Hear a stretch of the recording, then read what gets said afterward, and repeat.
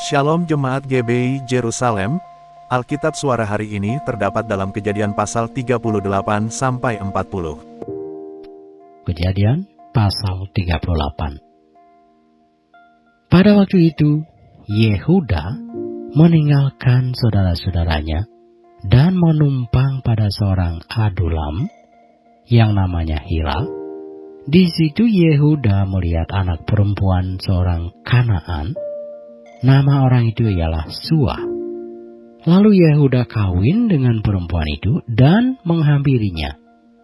Perempuan itu mengandung lalu melahirkan seorang anak laki-laki dan menamai anak itu Er. Sesudah itu perempuan itu mengandung lagi lalu melahirkan seorang anak laki-laki dan menamai anak itu Onan. Kemudian perempuan itu melahirkan seorang anak laki-laki sekali lagi dan menamai anak itu Sela. Yehuda sedang berada di Kerim ketika anak itu dilahirkan.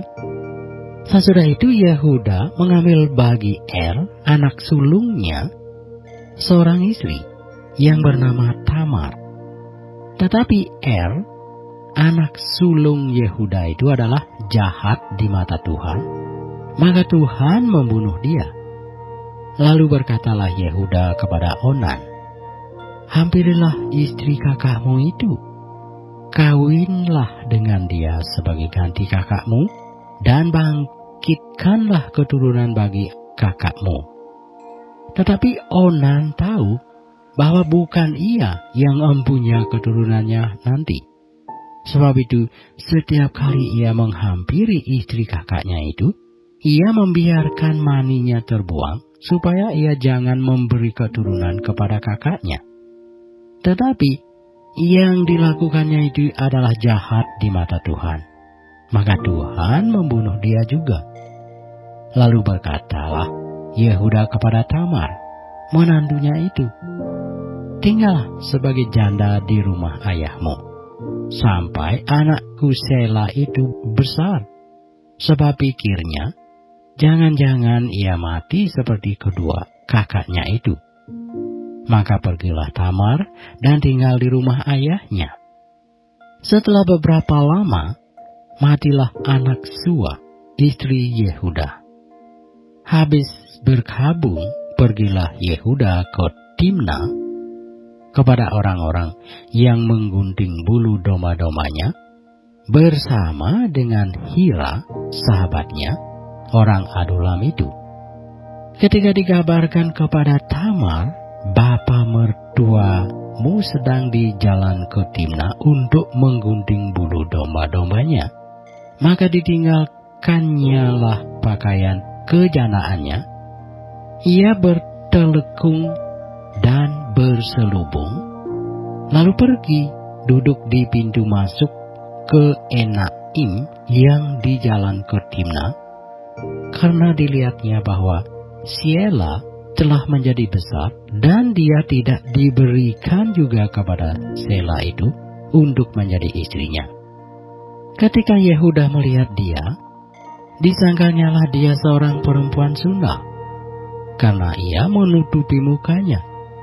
Lalu berpalinglah Yehuda mendapatkan perempuan yang di pinggir jalan itu serta berkata, "Marilah, aku mau menghampiri engkau," sebab ia tidak tahu bahwa perempuan itu menantunya.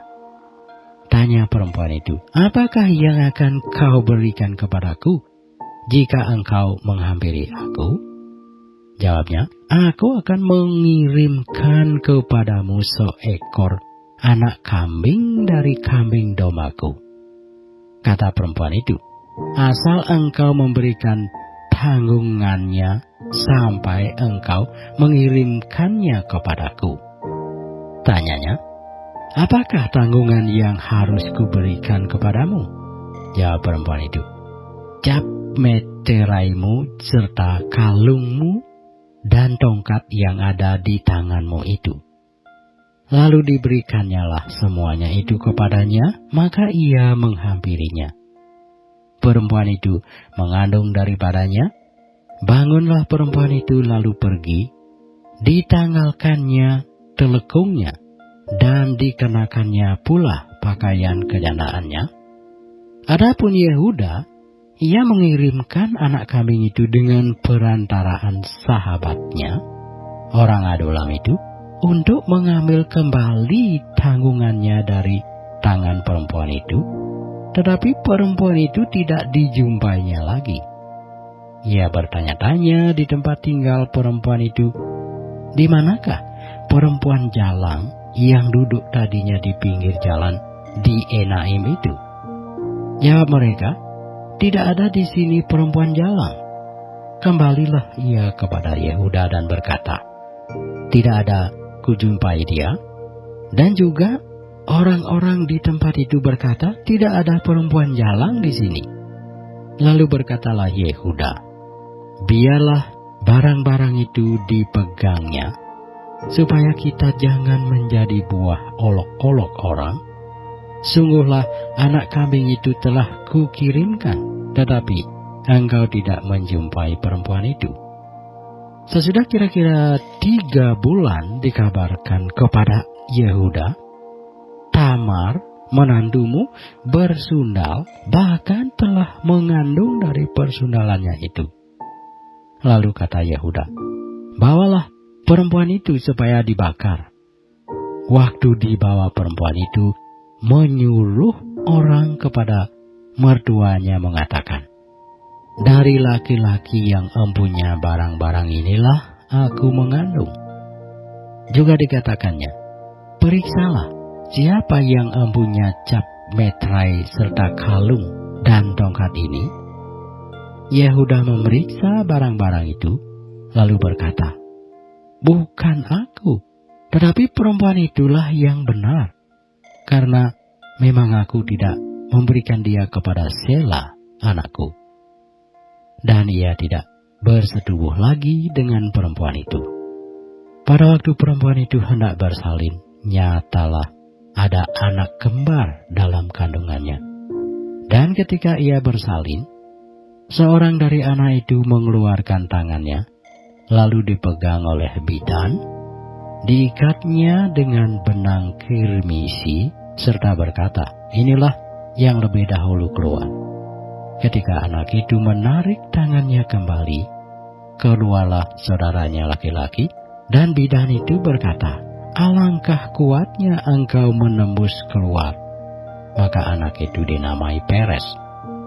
Sesudah itu, keluarlah saudaranya laki-laki, dan tangannya telah berikat benang kirmisi itu, lalu kepadanya diberi nama Serah. Kejadian pasal 39. Adapun Yusuf telah dibawa ke Mesir, dan Potifar, seorang Mesir, pegawai istana Firaun, kepala pengawal raja, membeli dia dari tangan orang Ismail yang telah membawa dia ke situ. Tetapi Tuhan menyertai Yusuf, sehingga ia menjadi seorang yang selalu berhasil dalam pekerjaannya. Maka tinggallah ia di rumah tuannya orang Mesir itu. Setelah dilihat oleh tuannya bahwa Yusuf disertai Tuhan, dan bahwa Tuhan membuat berhasil segala sesuatu yang dikerjakannya, maka Yusuf mendapat kasih tuannya, dan ia boleh melayani dia. Kepada Yusuf diberikannya kuasa atas rumahnya, dan segala miliknya diserahkannya pada kekuasaan Yusuf. Sejak ia memberikan kuasa dalam rumahnya dan atas segala miliknya kepada Yusuf, Tuhan memberkati rumah orang Mesir itu karena Yusuf, sehingga berkat Tuhan ada atas segala miliknya, baik yang di rumah maupun yang di ladang. Segala miliknya diserahkannya pada kekuasaan Yusuf. Dan dengan bantuan Yusuf, ia tidak usah lagi mengatur apa-apapun selain dari makanannya sendiri. Adapun Yusuf itu manis sikapnya dan elok parasnya. Selang beberapa waktu, istri tuannya memandang Yusuf dengan birahi. Lalu katanya, "Marilah tidur dengan aku." Tetapi Yusuf menolak dan berkata kepada istri tuannya itu, "Dengan bantuanku, tuanku itu tidak lagi mengatur apa yang ada di rumah ini, dan ia telah menyerahkan segala miliknya pada kekuasaanku. Bahkan di rumah ini, ia tidak lebih besar kekuasaannya daripadaku, dan tiada yang tidak diserahkannya kepadaku selain daripada engkau, sebab engkau istrinya. Bagaimanakah mungkin aku melakukan kejahatan yang besar ini dan berbuat dosa terhadap Allah?" Walaupun dari hari ke hari perempuan itu membujuk Yusuf, Yusuf tidak mendengarkan bujukannya itu untuk tidur di sisinya dan bersetubuh dengan dia. Pada suatu hari, masuklah Yusuf ke dalam rumah untuk melakukan pekerjaannya. Sedang dari seisi rumah itu, seorang pun tidak ada di rumah. Lalu perempuan itu memegang baju Yusuf sambil berkata, "Marilah tidur dengan aku." Tetapi Yusuf meninggalkan bajunya di tangan perempuan itu dan lari keluar. Ketika dilihat perempuan itu bahwa Yusuf meninggalkan bajunya dalam tangannya dan telah lari keluar, dipanggilnyalah seisi rumah itu, lalu katanya kepada mereka, "Lihat, dibawanya kemari seorang Ibrani, supaya orang ini dapat mempermainkan kita. Orang ini mendekati aku untuk tidur dengan aku, tetapi aku berteriak-teriak dengan suara keras. Dan ketika didengarnya bahwa aku berteriak sekeras-kerasnya, ditinggalkannyalah bajunya padaku, lalu ia lari keluar. Juga ditaruhnya baju Yusuf itu di sisinya, sampai tuan rumah pulang." Perkataan itu jugalah yang diceritakan perempuan itu kepada Potifar, katanya, "Hama orang Ibrani yang kau bawa kemari itu datang kepadaku untuk mempermainkan aku. Tetapi ketika aku berteriak sekeras-kerasnya, ditinggalkannya bajunya padaku, lalu ia lari keluar." Baru saja didengar oleh tuannya perkataan yang diceritakan istrinya kepadanya, "Begini-begitulah aku diperlakukan oleh hamamu itu." Maka bangkitlah amarahnya. Lalu Yusuf ditangkap oleh tuannya dan dimasukkan ke dalam penjara, tempat tahanan raja dikurung. Demikianlah Yusuf dipenjarakan di sana. Tetapi Tuhan menyertai Yusuf dan melimpahkan kasih setianya kepadanya, dan membuat Yusuf kesayangan bagi kepala penjara itu. Sebab itu, kepala penjara mempercayakan semua tahanan dalam penjara itu kepada Yusuf, dan segala pekerjaan yang harus dilakukan di situ, dialah yang mengurusnya. Dan kepala penjara tidak mencampuri segala yang dipercayakannya kepada Yusuf, karena Tuhan menyertai dia, dan apa yang dikerjakannya dibuat Tuhan berhasil. Kejadian pasal 40. Sesudah semuanya itu terjadilah bahwa juru minuman Raja Mesir dan juru rotinya membuat kesalahan terhadap tuannya, Raja Mesir itu. Maka murkalah Firaun kepada kedua pegawai istananya, kepala juru minuman dan kepala juru roti itu. Ia menahan mereka dalam rumah kepala pengawal raja, dalam penjara tempat Yusuf dikurung. Kepala pengawal raja menempatkan Yusuf bersama-sama dengan mereka untuk melayani mereka. Demikianlah mereka ditahan beberapa waktu lamanya. Pada suatu kali bermimpilah mereka keduanya, baik juru minuman maupun juru roti Raja Mesir, yang ditahan dalam penjara itu. Masing-masing ada mimpinya pada satu malam juga, dan mimpi masing-masing itu ada artinya sendiri. Ketika pada waktu pagi Yusuf datang kepada mereka, segera dilihatnya bahwa mereka bersusah hati. Lalu ia bertanya kepada pegawai-pegawai istana Firaun yang ditahan bersama-sama dengan dia dalam rumah tuannya itu, "Mengapakah hari ini mukamu semuram itu?" Jawab mereka kepadanya, "Kami bermimpi, tetapi tidak ada orang yang dapat mengartikannya." Lalu kata Yusuf kepada mereka, "Bukankah Allah yang menerangkan arti mimpi? Ceritakanlah kiranya mimpimu itu kepadaku." Kemudian juru minuman itu menceritakan mimpinya kepada Yusuf, katanya, "Dalam mimpiku itu tampak ada pohon anggur di depanku. Pohon anggur itu ada 3 carangnya, dan baru saja pohon itu bertunas, bunganya sudah keluar, dan tanan-tanannya penuh buah anggur yang ranum. Dan di tanganku ada piala Firaun.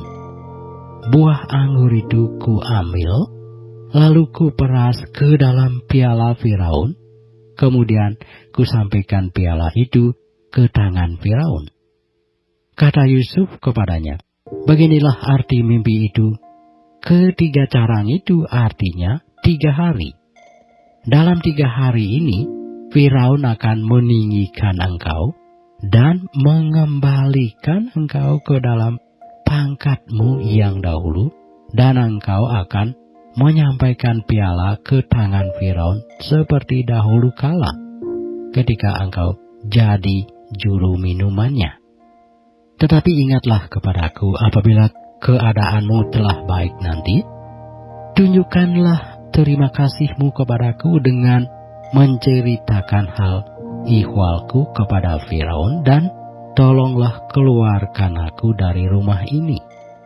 Sebab aku diculik begitu saja dari negeri orang Ibrani, dan di sini pun aku tidak pernah melakukan apa-apa yang menyebabkan aku layak dimasukkan ke dalam liang tutupan ini." Setelah dilihat oleh kepala juru roti betapa baik arti mimpi itu, berkatalah ia kepadanya, "Aku pun bermimpi juga. Tampak aku menjunjung 3 bakul berisi penganan. Dalam bakul atas ada berbagai-bagai makanan untuk Firaun, buatan juru roti, tetapi burung-burung memakannya dari dalam bakul yang di atas kepalaku." Yusuf menjawab, "Beginilah arti mimpi itu. 3 bakul itu artinya 3 hari. Dalam 3 hari ini Firaun akan meninggikan engkau tinggi ke atas dan menggantung engkau pada sebuah tiang, dan burung-burung akan memakan dagingmu dari tubuhmu." Dan terjadilah pada hari ketiga, hari kelahiran Firaun, maka Firaun mengadakan perjamuan untuk semua pegawainya.